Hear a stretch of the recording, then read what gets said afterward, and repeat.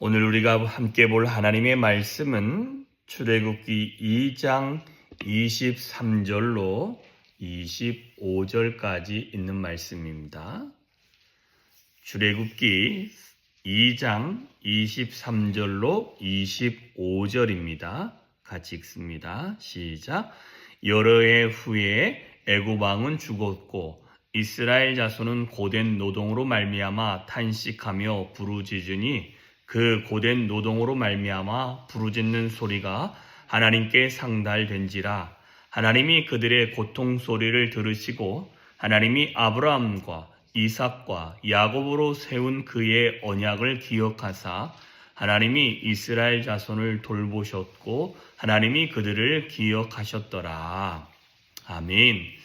자, 오늘 본문에 이렇게 주어진 내용을 보면 이제 여러 해 후에 애굽 왕이 죽었다라는 것입니다. 여기서 애굽 왕이 누구를 이야기하느냐? 모세가 사고를 친 이후에 그때 함께 했던 왕이라는 것입니다. 그래서 우리가 신약에서도 예수님을 죽이려고 했던 헤롯이 죽은 이후에 예수님이 애굽에서부터 움직인 것처럼 오늘 본문에도 이제는 그 애굽의 바로가 죽었다는 소리는 그 모세를 찾는 자가 죽었고 여러 해가 지났다는 거죠. 결과적으로 우리가 성경상으로 보면 약 몇 년이 지납니까? 40년이란 시간이 지난 후쯤의 시간입니다. 그래서 이 40년이란 시간 동안 이스라엘 조선은 고된 노동으로 말미암아 탄식의 소리가 이제 깊어져 가고 그리고 난 다음에 하나님께 부르짖습니다. 그 고된 노동으로 말미암아 하나님께 부르짖는 소리가 하나님께 상달되니 그때 하나님께서 그들의 고통 소리를 들으시고 그들의 조상들과 맺었던 그 언약의 말씀, 그죠? 그 언약의 말씀을 기억하사 하나님께서 이스라엘 자손을 돌보시고 그들을 기억하셨더라라고 말씀하십니다. 오늘 말씀에 보면 기억해야 될 것이 오늘 뭐가 있냐면 저와 여러분의 고통, 부르짖는 소리가 하나님께 상달이 되어지는 그 시점이 있다라는 것입니다. 여러분, 그 시점이 될 만큼의 시간은 저와 여러분이 가늠할 수 있는 시간은 아닙니다. 왜 그러냐면 모세가 장성하여 그가 백성들을 돌보고자 할 때가 시점이 40세였는데 그때부터 40년이란 시간은 결코 인간사에서 짧은 시간은 아닙니다. 그런데 그들의 고난을 견디는 시간이 40년 뿐이었을까라고 생각하면 아니라는 것입니다.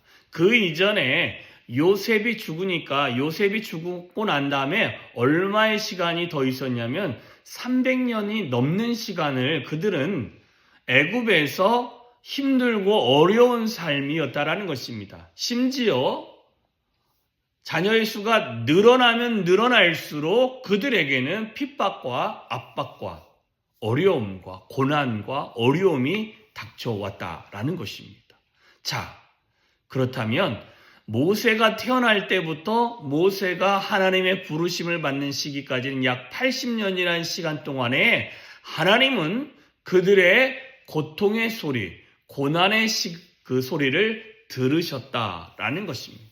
그리고 출애굽하는 시기까지도 시간이 있었지만 하나님은 우리가 이렇게 힘듭니다. 하나님 어렵습니다. 하나님 우리 왜 이렇게 힘들고 이렇게 어려운 시간을 견뎌야 됩니까? 라는 이 기도가 하나님께 올려지는 그런 시간이 있다라는 것입니다.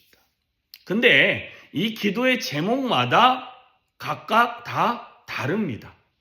이게 다르다라는 건 뭐냐면 개인적으로 하나님께 급한 것들은 상달이 빠르겠지요. 그러나 이 출애굽이라는 시간 동안에 주어지는 시간은 하나님이 그 시간을 꽉꽉 채우십니다. 왜 그러냐면 아브라함을 통해서 뭐라고 하냐면 4대라고 이야기했고 그 4대가 430년이란 시간이 차야 나올 수 있기 때문에 힘들다는 이야기를 그냥 한 100년 전부터 했어도 430년이란 시간이 차야 그 응답이 임하는 것입니다. 예레미야를 통해서 바벨론 포로를 끌려가는데 몇 년이 차야 돌아옵니까? 70년이란 시간이 차야만 돌아온다라고 했습니다. 그러니까 그들이 하나님 앞에 부르짖어도 70년이 차야만 돌아올 수 있습니다. 그래서 다니엘서에 보면 70년의 시간이 가까운 줄 알고 하나님 앞에 나아가 기도했다라고 이야기를 합니다. 자, 우리가 기억해야 될 것은 우리의 부르짖는 기도의 시간이 하나님께 상달이 되어지는 이제는 이들의 기도를 들어줘야 되겠구나 하는 그 시기가 반드시 있다라는 것입니다.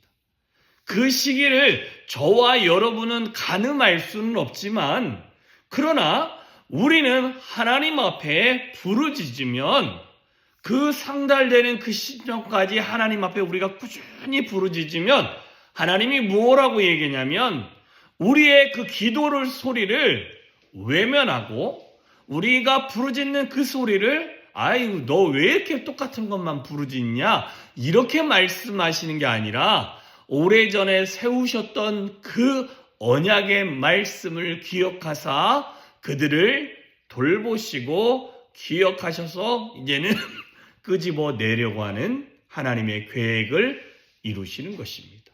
그 장면이 이제 다음 장 3장에서 이루어지게 되어집니다.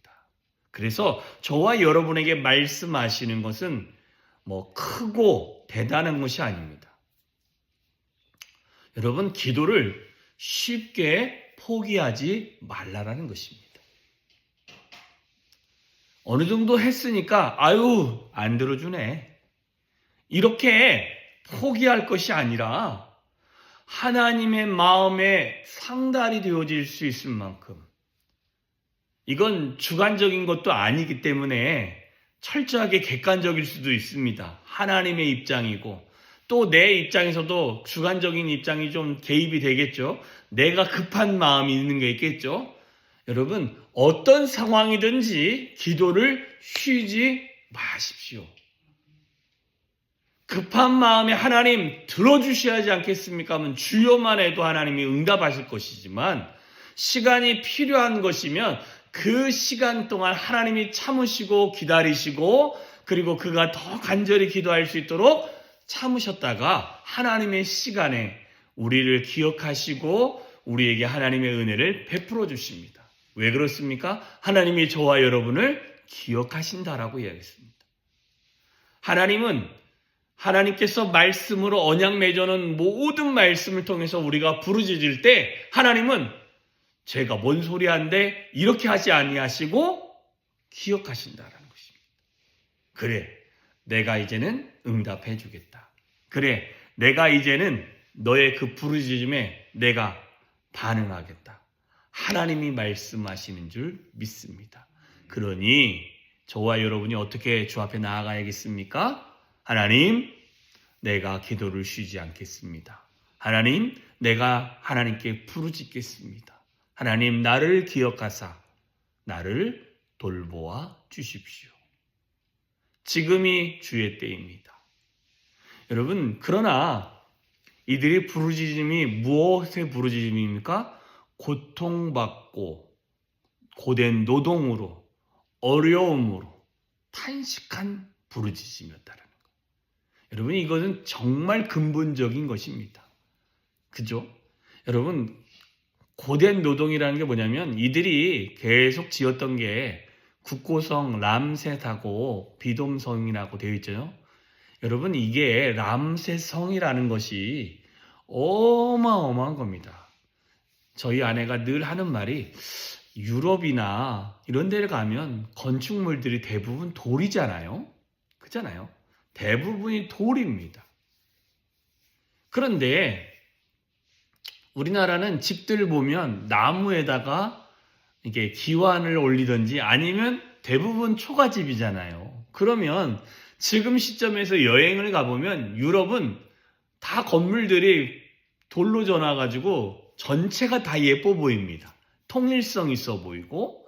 그런데 우리나라는 제각각이죠. 돈이 많으면 예쁘고 돈이 없는 사람은 허름하고 이런 모습을 보면서 왜 그러냐 그렇다고 하는 그런 표현을 씁니다. 근데 그거는 그 나라에 맞는 도구를 사용한 거죠. 근데 이집트는 모래 아니면 무엇이냐면 돌입니다. 그죠?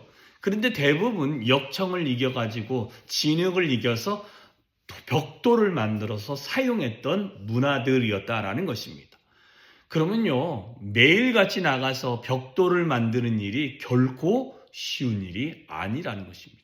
모세가 하나님의 음성을 듣고 이스라엘 백성을 끄집어낼 때도 그들은 뭐 만들고 있었습니까? 벽돌 만드는 일을 했습니다.